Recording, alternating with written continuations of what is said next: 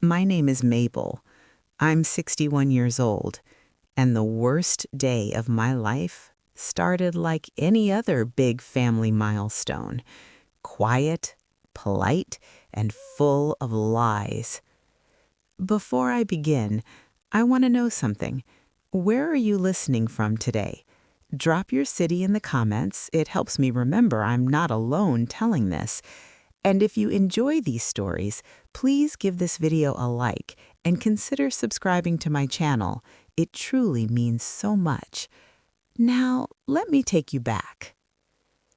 I woke up at 4:47 a.m., the morning of my son's wedding. Not because my alarm went off, not because of excitement, because my body knew something my mind hadn't accepted yet. That tight, uneasy feeling in your chest, the one that doesn't hurt but doesn't let you breathe either, like your heart is bracing for impact. I lay there staring at the ceiling fan in our bedroom, watching it spin slow and steady, the same way it had for the last 15 years. Franklin slept beside me, turned slightly away, already snoring softly like nothing in the world could touch him. 26 years of marriage, and somehow the distance between us had never felt wider. I slid out of bed quietly, grabbed my robe, and walked down the hall to my home office. This house had been paid off for years. Big place, nice neighborhood, Atlanta suburbs. The kind of home people assume means everything worked out. Appearances are funny that way. I turned on my desk lamp and opened my laptop, pretending to review spreadsheets from my small CPA firm.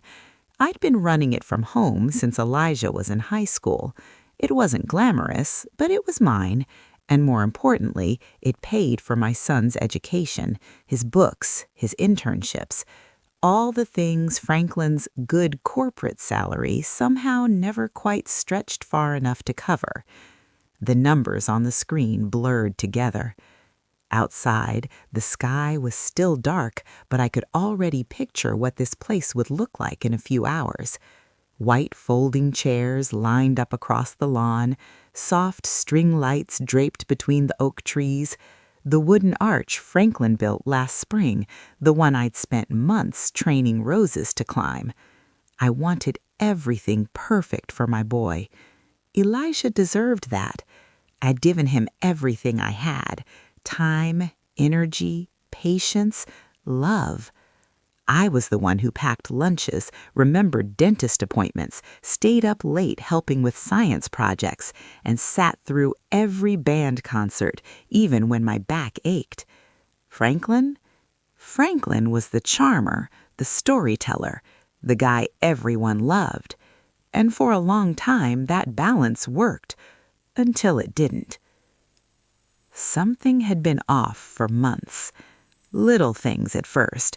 Franklin stepping out of the room to take calls, his phone always face down, laughing at messages he never shared. When I asked, he waved it off. "Work stuff, babe. Big promotion on the line." I wanted to believe him.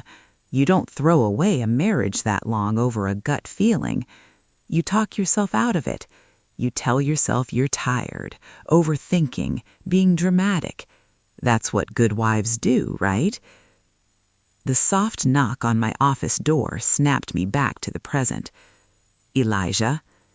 He stood there in sweatpants and an old college hoodie, coffee mug in hand, dark circles under his eyes. At 23, he had my steadiness and his father's looks: tall, sharp jawline, thoughtful eyes. "Mom," he said gently, "you've been up forever. The ceremony's not till 4. "I know," I smiled, closing my laptop. "I just want everything to go smoothly."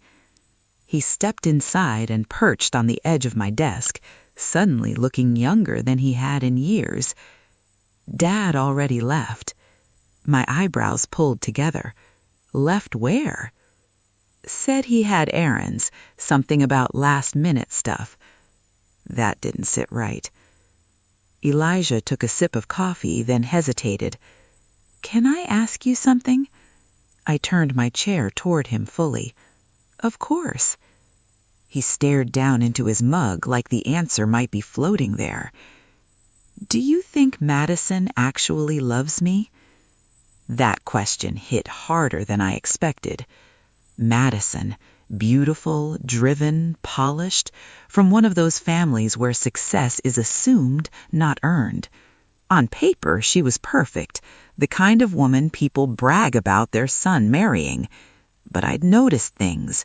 Her attention drifting during conversations, the way she checked her phone mid-sentence, how she lit up around Franklin in a way that didn't sit right with me.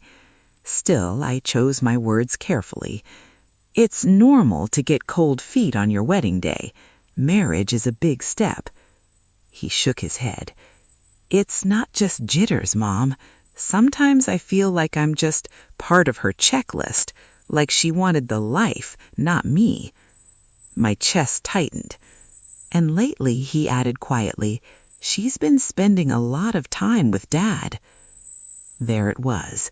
I felt the air shift in the room. "They talk about money, investments.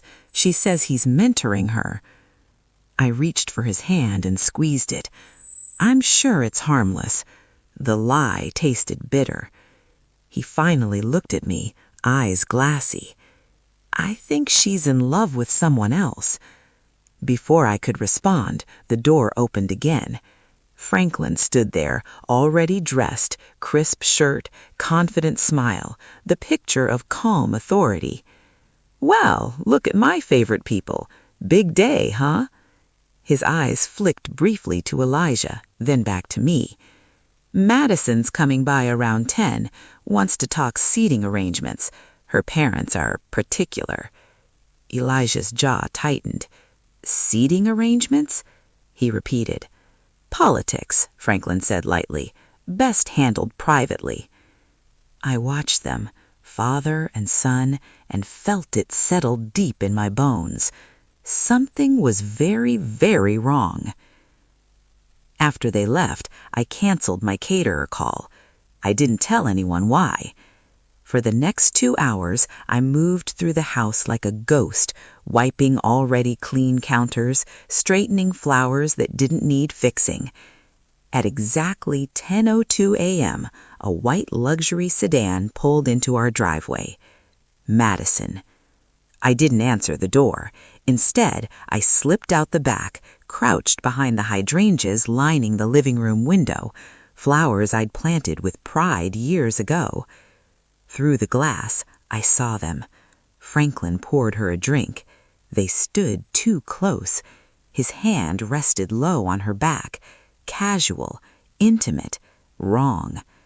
26 years in that room. Christmas mornings, birthday candles, family photos, and now this. I was about to storm inside when I saw movement upstairs, a reflection in the glass. Elijah, standing at the top of the stairs, watching. That's when he appeared beside me, gripping my arm. "Mom," he whispered, "I know, and it's worse than you think." Elijah's hand tightened around my arm as we crouched behind the hydrangeas. "Mom," he whispered again, slower this time, steadier. "I already know, and it's worse than you think." I stared at my son, my heart pounding so hard it felt like it was trying to escape my chest. This wasn't panic in his voice. This wasn't confusion. This was certainty. "What do you mean, you know?" I whispered back. "Elijah, how long?" "Weeks," he said. "I didn't want today to be like this. I kept hoping I was wrong." Inside the house, Franklin laughed. That sound, light, relaxed, almost boyish, floated through the glass and sliced straight through me. He hadn't laughed like that with me in years. I swallowed hard. "You should have told me," I said. "You shouldn't have carried this alone." He shook his head slowly. "I needed proof, real proof, because if I came to you with just a feeling, he would have talked his way out of it. He always does." I knew that was true. Franklin had a gift for rewriting reality, for making you question your own instincts, for smiling just enough to make you feel foolish for doubting him. Elijah reached into his pocket and pulled out his phone. I hired someone. My breath caught. You what? A private investigator, he said quietly. I know, it sounds extreme, but I had to know if I was losing my mind. He unlocked his phone and handed it to me. The first image froze my blood.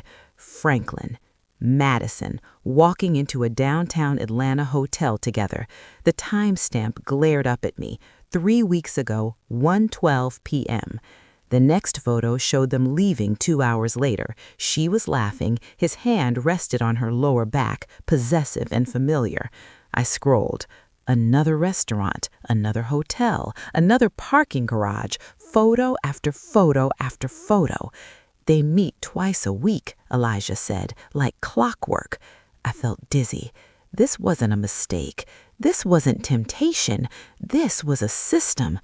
How long? I whispered. 4 months, he said. That's as far back as I had her track. But honestly, I think it started before that. Inside the living room, Franklin reached for Franklin's chest. Her fingers slid under his collar. I looked away. I wanted to confront them, Elijah continued, every damn time, but I kept thinking, if I do it too early, they'll deny it, spin it, call me paranoid. He met my eyes. I wanted them to hang themselves. A shiver ran through me. That's when the sound of kissing drifted through the window, soft, intimate, familiar. Something inside me snapped. I started to stand. No, Elijah hissed, gripping my arm harder. Not yet.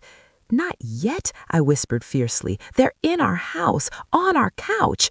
I know, he said, voice shaking, but Mom, if we stop this now, they win. They lie their way out. They walk away clean. He swallowed. I have a plan. I looked at my son, really looked at him, and saw someone I barely recognized. This wasn't my little boy anymore. This was a man who had been betrayed and forced to grow up overnight. What kind of plan? I asked. The kind where they don't recover, he said. That evening passed like a nightmare I couldn't wake up from. Franklin came home acting like the world was normal, asked about catering, complimented the flowers, kissed my cheek like he hadn't just been unbuttoning another woman's blouse hours earlier. I smiled. I nodded. Inside, I was screaming. After he went to bed, Elijah and I met in my office, door locked, blinds drawn. He laid everything out, the investigator, the photos, the timelines. And there's more, he said. He hesitated, then exhaled. It's not just Madison. My stomach dropped. What do you mean? He rubbed his face with both hands. I didn't want to hurt you more than you already were, Mom, but Dad's been paying someone else for years. The room felt smaller. Paying who? I asked, my voice barely there. A woman named Nicole Jenkins. The name meant nothing to me. She worked with him years ago, junior associate at his old firm. She left suddenly. And? I asked, my voice barely there. And she has a daughter. He looked up. She's 15. I couldn't breathe. There's no father listed on the birth certificate. I stared at him. Elijah. I know, he said. I didn't want to believe it either. The silence stretched between us, thick and suffocating. Who did you hire? I finally asked. He looked almost embarrassed. Aunt Aisha, my sister, former cop, retired investigator, the one who never trusted Franklin. She's been digging for weeks, Elijah said. Mom, she has everything. I closed my eyes. That night, while Franklin slept beside me, I stared at the ceiling and realized something terrifying. My marriage hadn't just cracked, it had been a lie for decades. At 2:14 a.m., I slipped out of bed. I stood in the bathroom staring at Franklin's toothbrush. My hands shook as I sealed it in a plastic bag. I felt sick, but I felt determined. By morning, the house buzzed with wedding chaos, florists, photographers, relatives, and me smiling like everything was fine. Aisha arrived as disguised as catering staff. She caught my eye once, just once, and nodded. Later, she pulled me aside. "It's worse than you think," she said quietly. She showed me spreadsheets, bank records, withdrawals. "She's been draining your retirement," she said, "forging signatures, taking loans." My knees nearly buckled. "And Madison?" I asked. Aisha's mouth hardened. "She's dirty too, embezzling from her firm, hundreds of thousands." I laughed, a hollow, broken sound. "They deserve each other," I said, "and they're about to get exactly what they earned," Aisha replied. By the time guests were seated, my fear was gone. All that remained was clarity. Franklin squeezed my hand. "Perfect day," he whispered. I smiled. "Yes," I said softly. "Perfect." I stood at the back of the ceremony space, fingers laced together so tightly my knuckles had gone pale. From the outside, everything looked perfect. White chairs arranged in neat rows, soft instrumental music drifting through the air, guests smiling, murmuring, adjusting their coats. The scent of fresh roses and eucalyptus hung in the late afternoon air. A wedding, my son's wedding. And yet, beneath all that beauty, there was a quiet, ticking countdown I could almost hear. Franklin stood near the front, laughing with one of the groomsmen, his posture relaxed, confident. He looked like a man with nothing to hide. I watched him the way you watch a stranger across a crowded room, detached, curious, alert. How long, I wondered, had he practiced that face? "How are you holding up?" Aisha whispered, appearing at my side like a shadow. I didn't turn to look at her. "Better than he deserves." She gave a tight nod. "Everything's in place." Elijah caught my eye from across the aisle. He didn't smile, he didn't frown, he simply gave the smallest nod. That was our signal. The ceremony began. As the officiant spoke about love, trust, and commitment, my mind drifted, not to the present, but backward through the years. I remembered Franklin teaching Elijah how to ride a bike, one hand on the seat, one on the handlebars, promising he wouldn't let go. I remembered the way Franklin used to bring me coffee in bed on Sundays, the way he'd kiss my forehead and say, "I've got you." I remembered believing him. The vows echoed through the space, warm and sincere, and for a moment I felt a sharp, almost unbearable grief, not for the marriage that was ending, but for the one I thought I had. When the couple was pronounced husband and wife, the crowd erupted in applause. I clapped too, slowly, politely, like a woman applauding the final act of a play she already knew the ending to. The reception hall was even stunninger. Crystal chandeliers, linen-covered tables, candles flickering softly. Franklin slid an arm around my waist as we entered.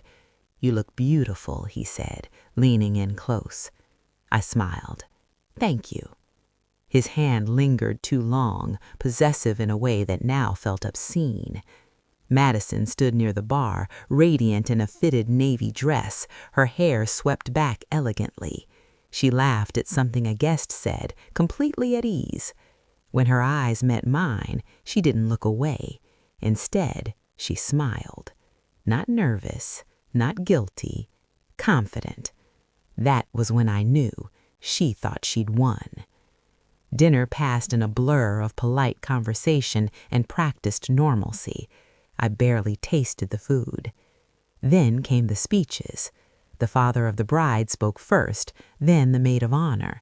Finally, Franklin was invited to the microphone. My stomach tightened. He stood, straightened his jacket, and smiled at the room. "I've been waiting a long time for this day, watching my son find someone he loves so deeply." He paused, emotion cracking his voice just enough to sound real. I watched him perform grief, pride, love, all the emotions he learned to mimic flawlessly. "And I want to say," he continued, lifting his glass, "that family is everything. Without honesty and trust, there is nothing." A ripple of agreement moved through the crowd. I felt something inside me settle. That was it. I nodded once toward Aisha. She stepped forward. "Excuse me," she said calmly, her voice carrying without strain. "Actually, now is exactly the time." The music cut off. The room went silent. Aisha held up a small remote and pressed a button. The large screen behind the head table flickered to life. The first image appeared. Franklin, Madison, walking into the hotel. Gasps rippled through the guests. Franklin's face drained of color. "What is this?" he demanded, his voice sharp. Aisha didn't answer. The images continued. Timestamps, locations, dates. Madison's wine glass slipped from her hand and shattered on the floor. "This is inappropriate," Franklin snapped. "Turn that off." Then came the bank statements, withdrawals highlighted in red, forged signatures, loan documents. A hush fell over the room, so deep I could hear someone's chair scrape softly against the floor. "That money," Aisha said evenly, "belongs to my sister, her retirement, her future." Franklin lunged toward the screen. "This is fake." Aisha clicked again. Nicole Jenkins's name appeared. Payment schedules, a dependent listed. Then a birth certificate. Franklin's knees buckled. He caught himself on the table. A low murmur swept through the room. Madison stumbled backward, shaking her head. "I didn't know," she whispered. "No," Aisha said, finally turning to her. "You just didn't care." Franklin looked at me then, really looked at me, and for the first time in decades, he had nothing to say. I stepped forward. My voice didn't shake. 32 years, that's how long I trusted you." I scanned the room, the stunned faces, the wide eyes, the held breaths. "I stood by you, I built a life with you, and all the while you were stealing from me, lying to me, creating entire lives I was never meant to know about." Franklin opened his mouth. I raised my hand. "No," I said quietly, "you don't get to speak now." I turned to Madison. "You didn't steal my husband. You just revealed who he already was." She burst into tears. Security moved in. Guests stood frozen, unsure whether to look or leave. Elijah stepped up beside me. "Mom, are you ready?" I nodded. Franklin reached for me. "Mabel, please." I stepped back. "I'm done." Police officers entered the hall moments later. Aisha had made sure of that, too. As Franklin was escorted out, his shoulders slumped, his confidence gone, his charm useless. The man I'd married left the room in silence. That night, I slept alone, and for the first time in years, I slept peacefully. The morning after the wedding, the house felt unfamiliar. Not because anything had changed physically, the same cream-colored walls, the same framed photos lining the hallway, the same clock ticking softly in the kitchen, but because the silence had shifted. It wasn't heavy anymore. It was clean. I stood at the kitchen sink, staring out at the backyard where Franklin used to trim the hedges every spring. The roses were overgrown now, thorny and wild, like they had been waiting for permission to stop pretending. I wrapped my hands around a mug of coffee and realized something quietly profound. I wasn't bracing myself for his footsteps. For years, I'd lived in a constant state of anticipation, waiting for his mood, his tone, his approval, his disapproval. Even when he wasn't in the room, he was present. Now he was gone, and so was the wait. Elijah came downstairs just after 8. He looked exhausted but lighter somehow, as if something he'd been carrying for too long had finally been set down. "Morning, Mom," he said. "Morning," I replied. We stood there for a moment, unsure how to enter this new chapter. "I made eggs," he offered. I smiled. "You always overcook them." He laughed softly. "Some things never change." We sat at the table, the same table where Franklin had once insisted on sitting at the head like it meant something. "Are you okay?" Elijah asked carefully. I thought about the question, about the betrayal, about the exposure, about the man I'd loved being escorted out in front of everyone. "I'm grieving," I said honestly, "but I'm not broken." He nodded, relief washing over his face. "That's what I hoped you'd say." By noon, the phone started ringing. Friends, relatives, people who had been at the wedding. Some called to apologize for not noticing, for not believing something was wrong. Others called to ask questions they had no right to ask. I let most of them go to voicemail. There would be time later. This day was for truth, not performance. Aisha arrived mid-afternoon, files tucked neatly under her arm. She processed him overnight, she said, setting everything down on the dining table. Forgery, fraud, identity misuse, embezzlement. I exhaled slowly. "And Madison?" Aisha's mouth tightened. "Her firm suspended her pending investigation. Once the books are opened, she's done." I nodded. "What about Nicole?" Aisha hesitated. "She's asking to speak with you." My chest tightened. "I don't owe her anything," I said. "I know," Aisha replied gently, "but I think this conversation is for you, not her." I stared down at my hands. After a long pause, I said, "Tell her she can come tomorrow." That night, I walked through the house alone. I stopped in the bedroom. Franklin's closet was still full, suits neatly pressed, shoes lined up like obedient soldiers. I opened a drawer and found a watch I'd given him for our 20th anniversary. I held it for a moment. Then I placed it back and closed the drawer. Some things no longer deserve to be carried forward. Nicole arrived the next afternoon. She was smaller than I expected, quieter, dressed plainly with tired eyes that had seen too much secrecy. She stood in my living room like a guest who knew she didn't belong. "Thank you for seeing me," she said softly. I gestured to the chair across from me. "Sit." She did. "I didn't know about Madison," she began quickly. "I swear, I thought—" "That's not what this is about," I said calmly. She stopped. I studied her for a long moment. "How long?" I asked. Her eyes filled with tears. 17 years. The number hit me harder than I expected. "And the child?" I continued. "She's his," she whispered quickly.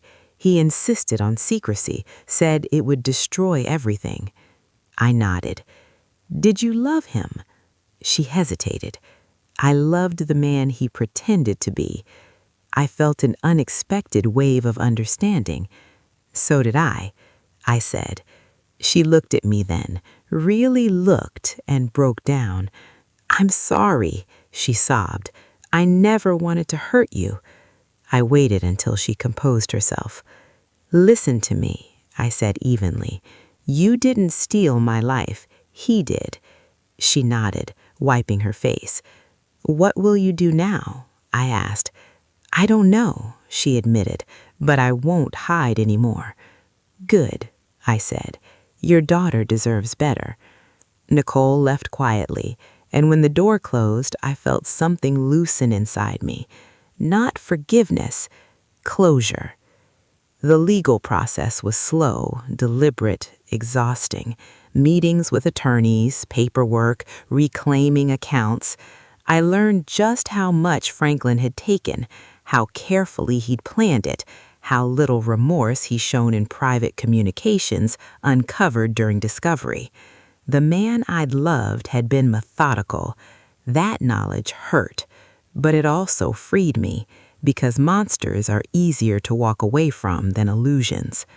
One afternoon, while sorting through old boxes in the attic, I found a journal I hadn't seen in years. My handwriting filled the pages, notes about Elijah's first steps, his first words, the day he left for college. And then, slowly, the entries changed. I wrote about loneliness, about feeling invisible, about doubting myself. I closed the journal and pressed it to my chest. I had known. Somewhere deep inside, I had always known. Weeks passed. Franklin's trial date was set. Madison tried to reach out once. I didn't respond. Silence, I learned, can be a powerful boundary. One morning, as sunlight streamed through the windows, I realized something else had changed. I was making plans. Not contingency plans, not survival plans, actual plans. I signed up for a writing workshop at the community center. I booked a solo trip I had always postponed. I started walking every evening, headphones in, head held high. People smiled at me, and for the first time in years, I smiled back without effort. On the day Franklin was sentenced, I chose not to attend. Instead, I sat on a bench near the river, listening to the water move steadily forward. Elijah joined me later.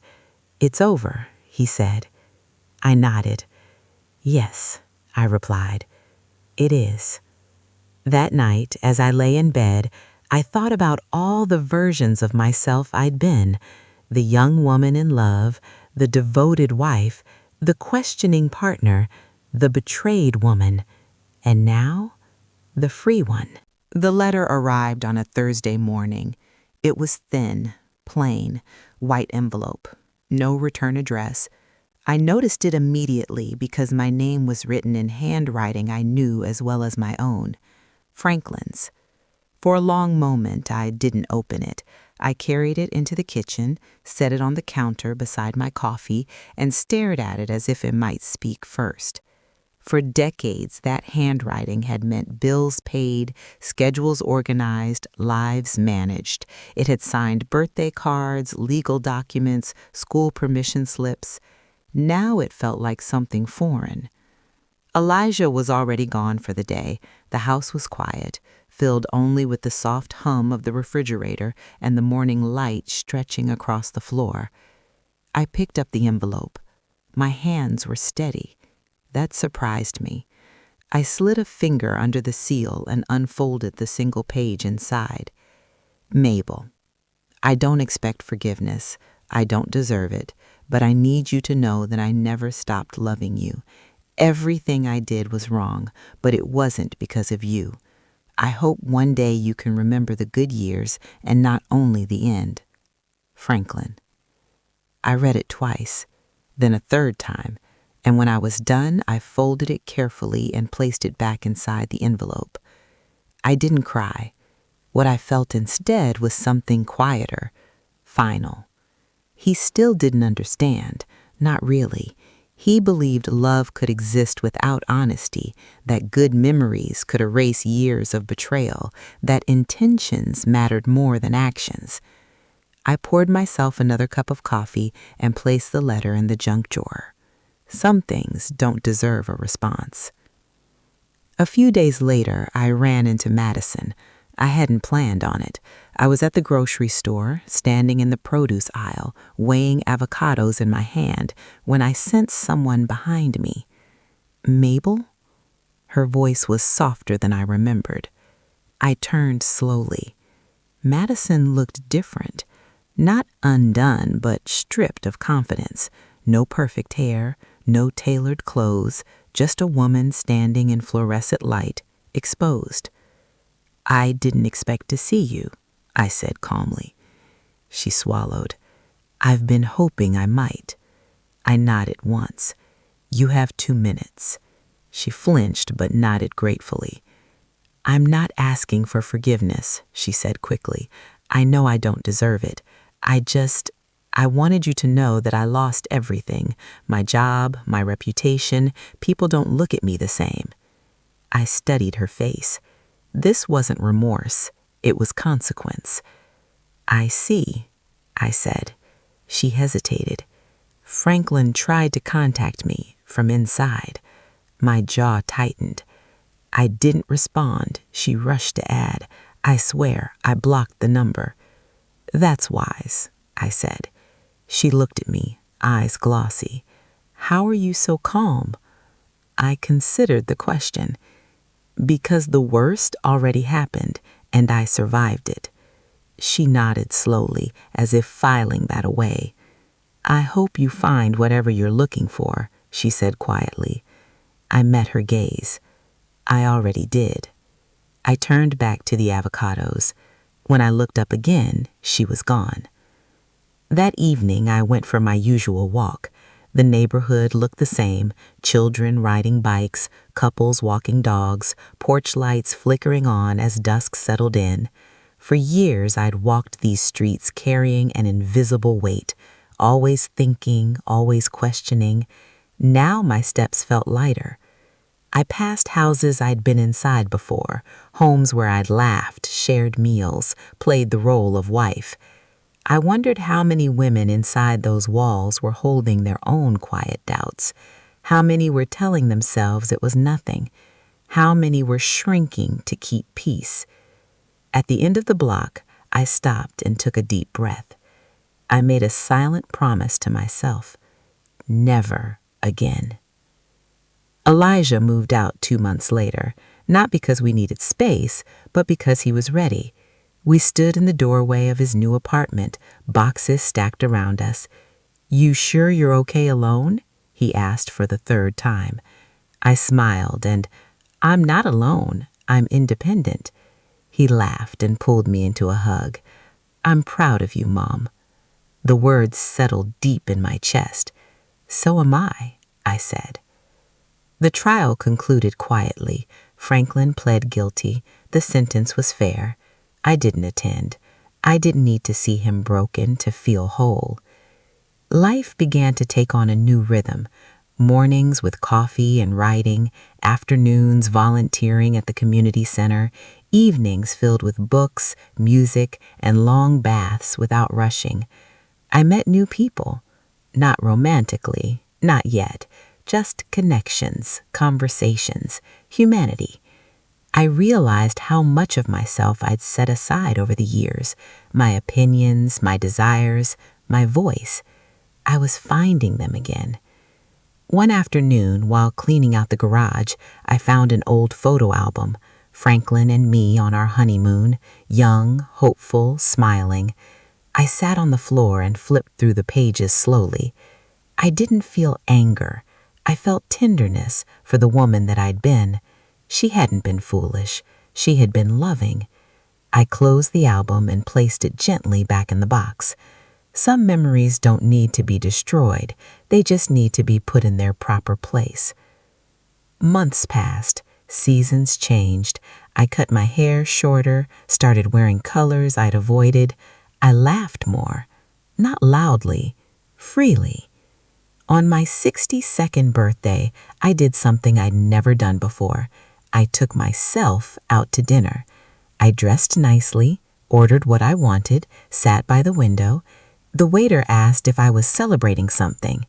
Yes, I said. What? He asked with a smile.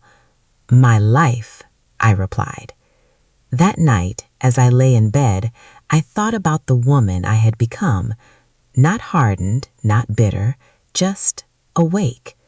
I realized something then, something important. Betrayal doesn't end you. Silence does. And I was done being silent. Healing doesn't arrive all at once. It comes in small, ordinary moments, the kind you don't notice at first, the kind that slip past quietly and only reveal their meaning later. For me, it began with mornings. I started waking up before the alarm, sunlight creeping in through the curtains, my mind calm instead of braced, no tightness in my chest, no silent inventory of things I needed to fix before someone else noticed, just breath. I would sit at the edge of the bed, feet on the floor, and listen to the house wake up around me. the hum of pipes, a bird landing somewhere outside, the distant sound of a car starting. For years, mornings had felt like preparation for endurance. Now they felt like permission. The writing workshop turned out to be harder than I expected, not because I couldn't write, but because I could. The first assignment was simple: tell a true story. I stared at the blank page for a long time. There were so many truths, too many. Which one did I choose? The woman beside me, a retired nurse, leaned over and whispered, "First time." I nodded. She smiled kindly. "Write the thing you've never said out loud." So I did. I wrote about silence, about the way betrayal doesn't announce itself, about how women are taught to doubt their instincts before they doubt the people who hurt them. When I finished reading aloud, the room was quiet. Then someone started clapping, then another. After class, a young woman approached me. "My mom went through something similar," she said. "Thank you for saying what she never could." I drove home with my hands shaking on the steering wheel, not from fear, from recognition. One afternoon, months later, I received a call from an unfamiliar number. I almost didn't answer, but something told me to pick up. "Mabel?" a woman asked hesitantly. "Yes." "This is Claire, Nicole's daughter." My breath caught. "I hope it's okay that I'm calling," she said quickly. "My mom gave me your number. She said you might understand." We met at a small cafe near the river. Claire was tall, thoughtful, with eyes that carried questions far older than her years. "I found out the truth last year," she said, stirring her drink, "about my father." I nodded. "That's a lot to carry." "I don't know how to feel," she admitted. "Part of me is angry.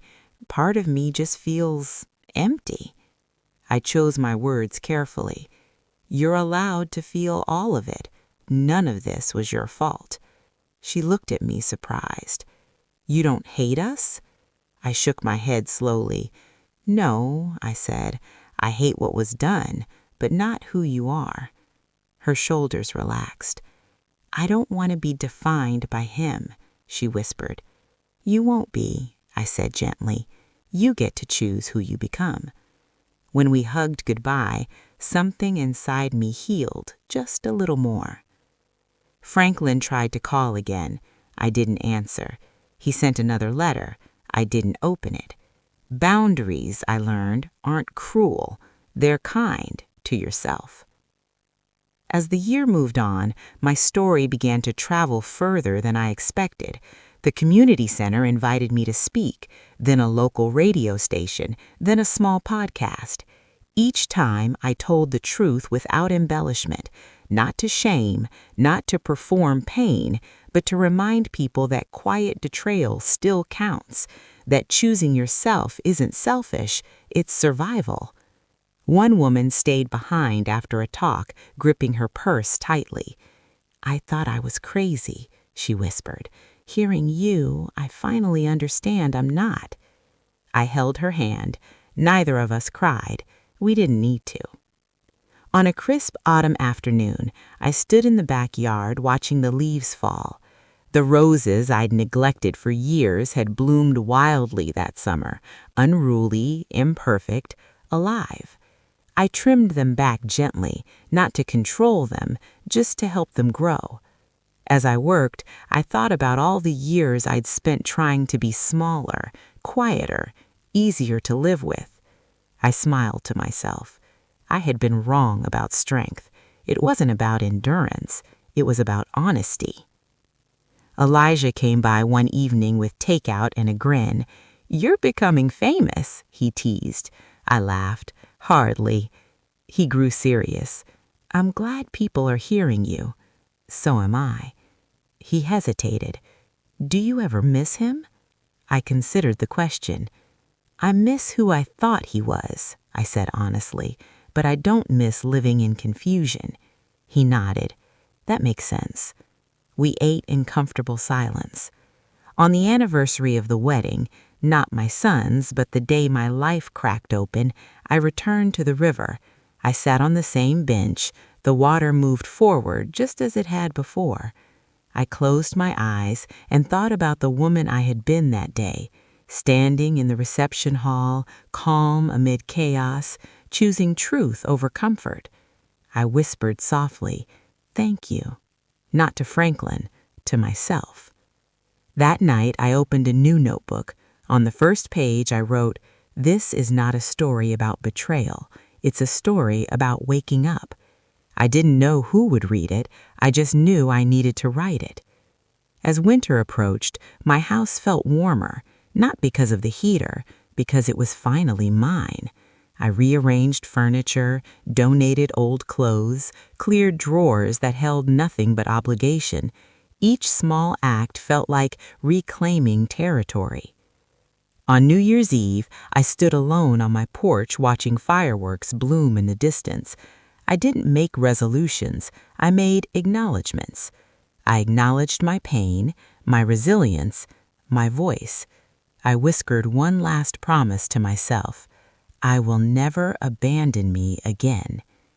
Some nights I still think about the past, but it no longer owns me, it informs me, and that makes all the difference.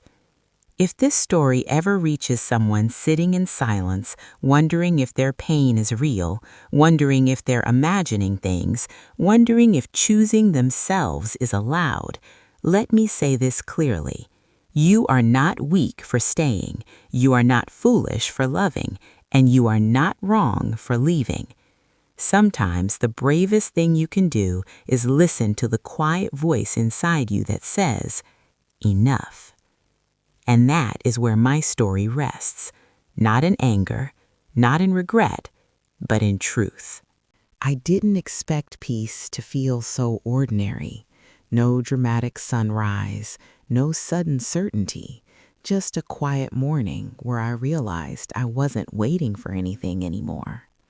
I was sitting at the kitchen table, sunlight spilling across the wood, a notebook open in front of me. The page wasn't blank this time, it was full. Crossed out lines, arrows, margin notes, thoughts layered on top of one another like sediment. A life recorded slowly. I read back what I'd written the night before and noticed something subtle but important. I wasn't explaining myself. For most of my life, even in my private thoughts, I'd written as if someone might interrupt, as if I needed to justify my feelings, clarify my choices, soften my truth. Now the words simply existed. That was new. The book took shape faster than I expected, not because I rushed, but because I stopped resisting it. I wrote about the small things people rarely mention, the way betrayal changes your posture before it changes your plans, the way you start apologizing for needs you've had your whole life, the way silence becomes a habit before it becomes a prison.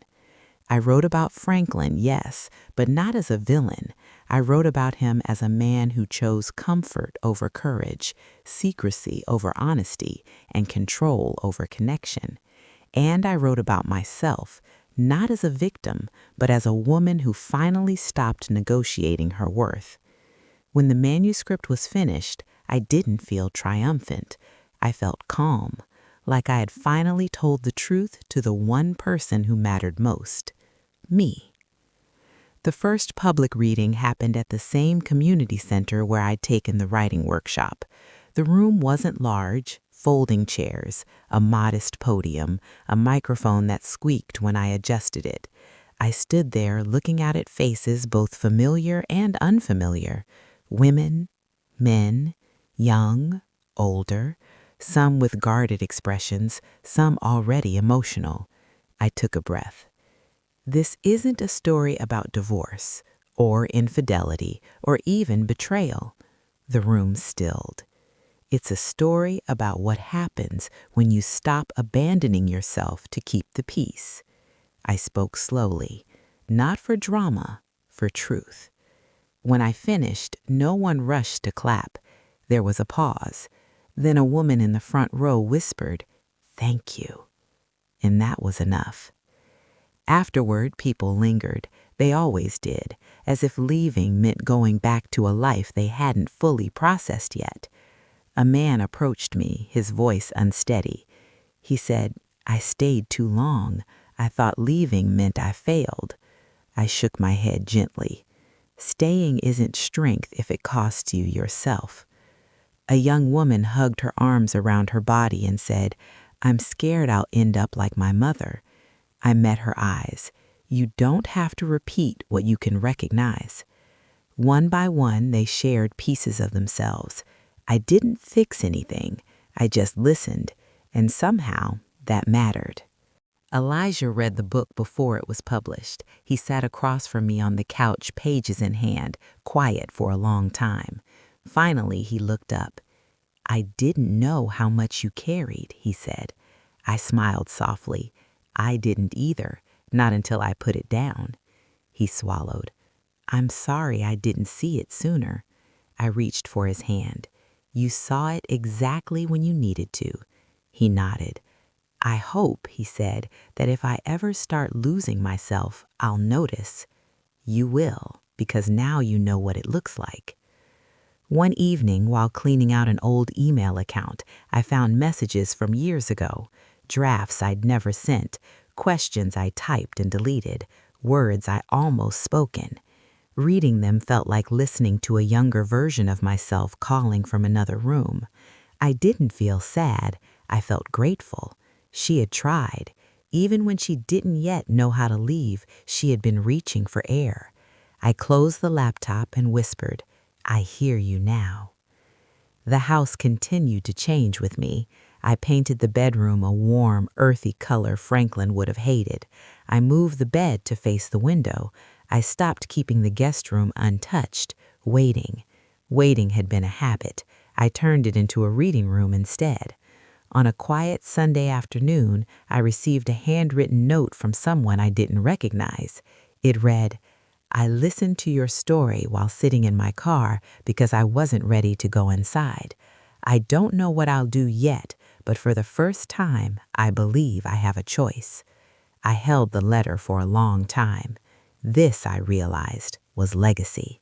Not being admired, being useful. Franklin stopped writing. I heard through indirect channels that prison had aged him quickly, that he talked about regret often, that he still framed himself as misunderstood. I felt no satisfaction in that, only distance. His story was no longer tied to mine. On my 63rd birthday, I didn't celebrate quietly. I invited friends, neighbors, people I'd met through the talks. We ate too much food, laughed loudly, told stories that had nothing to do with pain. At one point, someone raised a glass and said, "To Mabel, for showing us what it looks like to choose yourself." I smiled but corrected them gently. I didn't choose myself all at once. I chose myself one honest moment at a time. That night, after everyone left, I stood alone in the living room. The house was full, not of noise, but of presence. I thought about how long I'd mistaken fullness for obligation, how wrong I'd been. Sometimes people ask me if I believe everything happens for a reason. I don't. Some things happen because people choose comfort over truth. But I do believe this: you can decide what happens next, and that decision can change everything. If this story has taught me anything, it's this: you don't need permission to trust yourself. You don't need proof to honor your feelings, and you don't need to be loud to be powerful. Sometimes the most radical thing a woman can do is stop explaining why she deserves peace. I still walk by the river. I still write in the mornings. I still think about the past, but it no longer defines me. It taught me, and I carry that knowledge gently now, like something earned. This is not the end of my life. It's the end of my silence. And that is where my story truly begins.